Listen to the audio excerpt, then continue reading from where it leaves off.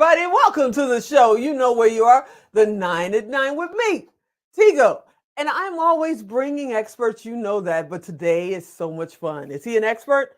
Yeah, he's an expert. But he's also that guy that when I'm feeling a little blue, when my rhythm's a little off, I call him, I text him, and boom! Sometimes I'm in a much better mood. And we're going to find out what little tips he has to kind of keep you moving forward. Yep, that's all I'm going to tell you for now. So sit right there. We'll be right back.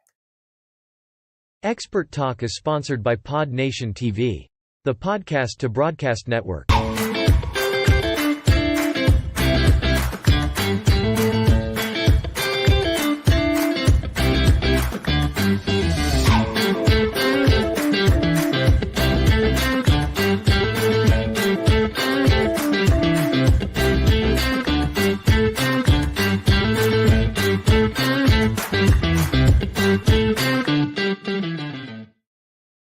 Hey, welcome back. You know, like I said, I had to bring somebody in here that just got my mind right. Because, you know, New Year's Eve, you go, yes, New Year's.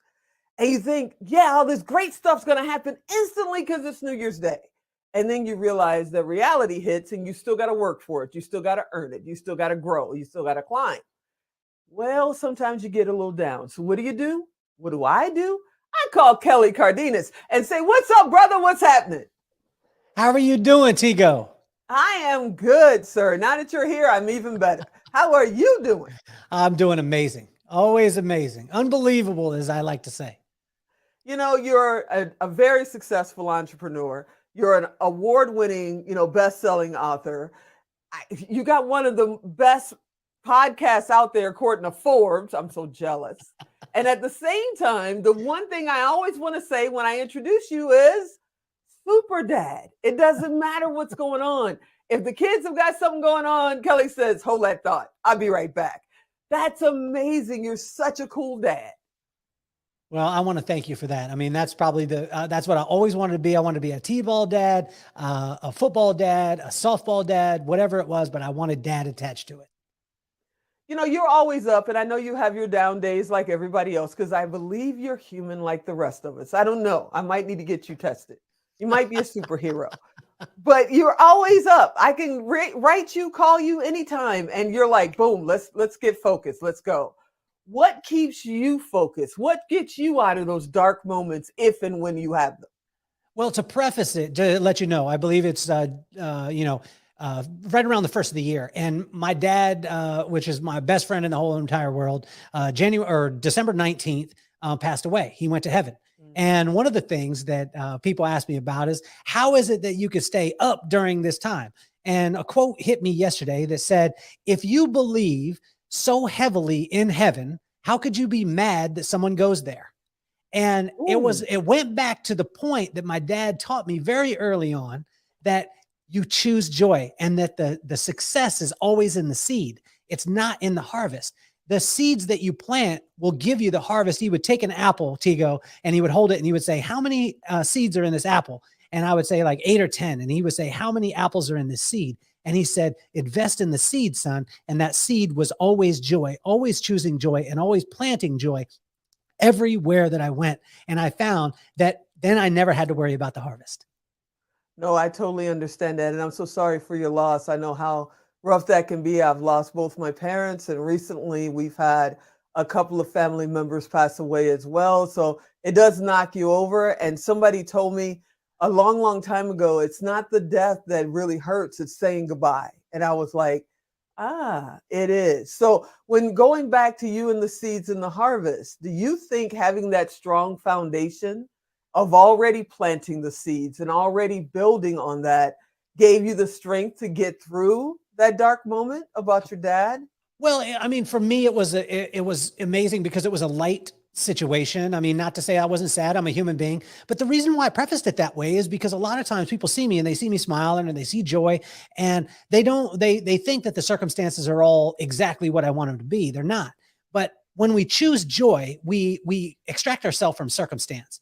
And my dad taught me my whole life. He told me 3 things growing up. You're awesome. You're beautiful. You could do anything as long as it's in line with your purpose. And those things set me up for when he was moving on to another realm. And honestly, like if I tried to wish him back, he would be like, no, boy, I'm in a good place right now. I'm walking on streets of gold. So I think that when we, as opposed to, going high and low with happiness or sadness based off circumstance, we could simply choose joy. And that joy is always in the seeds that we plant. I love that. I love that. So let me ask you this. Some people, like one of my oldest grandson, he's a basketball phenom. I would say he was born with a basketball in his hand because that's what he knows he's going to do. I'm hoping that he gets more height because I don't know if he'll get to the pros because of his height, but he's amazing. I've watched him take people that are 10 years older than him, play against pros, and he holds his own. My thing is other people haven't a clue. They get in their 30s, their 40s, their 50s, and they never find that thing. What am I here for? Everybody, I'm told that I'm here for a purpose, for a reason. I can't find it. I don't know what the heck I'm supposed to do, but I know I hate my day job. I know this isn't it. So what would you tell them? I think the easiest way, and it's a very simple recipe to be able to figure out your purpose. Number one, identify your gifts. And once you identify them, go give them away to every single person you possibly can. I learned very early on, Tigo, that my gift was to find out what other people were good at, let them shine in that area, and seriously, just to make people happy. And when I did that, I continued to give away my gift everywhere. And it was like opportunities just continued to flow, but I wasn't looking for the opportunity. I was simply looking to contribute. And, with the seed part of it, again, like my friend told me the other day, his name is Kevin Kennedy. Actually, I would say the other day, this was October of 2020. He told me, get prepared for spring 2021 or 2022. And I was like, wait a second, what are you talking about? And he said, because 2021 is already gone. And I said, well, what do you mean? And he said, you need to prepare because the seed's going to take a long time to be able to come into fruition. You can't plant an oak tree today and then try and climb it tomorrow. So what I would suggest is identify your gifts, go give them away, but don't look for the harvest right now. When you take the seeds, which will be the things that you read, the things you come in contact with, the people, then you take and you water them. The harvest is inevitably going to come, but it'll only come based off the seed that you planted. You can't plant apples and get oranges. Dang, that's what I'm doing wrong. No. So now I know people are out there and they're going, this guy, give it away. Come on. I'm not giving anything away. I'm not that believer. I believe in giving it away. I know it all comes back around. But a lot of people don't realize that what's stopping them is the fact that they're so worried about what they're holding on to. Back in the day, I used to be a sales director many, many moons ago. And one of the first things I did was take somebody into wherever there's a faucet and have them put their fist under the water. And it's like, where's the water go? And they're like, around my hand. And I'm like, open it a little bit. Where's the water go? And they're like, through my hand. I'm like, you get way more returns and way more positive things in your life if you stop choking life out, trying to hold on and just learn to flow. And what do you think about that? Because I know a lot of people are going, I'm not giving away a thing. They're going to pay me for everything. Well, even Michael Jordan played for free for many, many years before he got with the Bulls. People don't understand that. How do we get them to understand that? Well, I think it's investing, right? I mean, it's the investment. I think it's the difference between a transaction and relationship. I don't want to have a transaction with Tigo. That's not what I looked for. When you and I met, our relationship is being solidified over almost, and I can't believe this, and I don't know if you realize this, it's coming up on a year that we've been friends. And I forced that upon you. I told you I was going to force you to be my friend. But what's amazing in this time is you and I have not done official business together, although I'm not afraid of that. I'm not afraid of that because I know that by being your friend for years and years and years, and by being a lifetime in a relationship, then transactions will happen. But if I look for the transaction, the relationship will never be established. I totally agree with that. Now I've got a question for you because I also feel like very successful people also get stuck. They do the same thing over and over and over again. They almost get spoiled because it's always been easy. This is what I do. And then things come along like many, many years ago. I used to know a guy that third generation, they had a carburetor company. They never learned anything else. We do carburetors. That's what we do.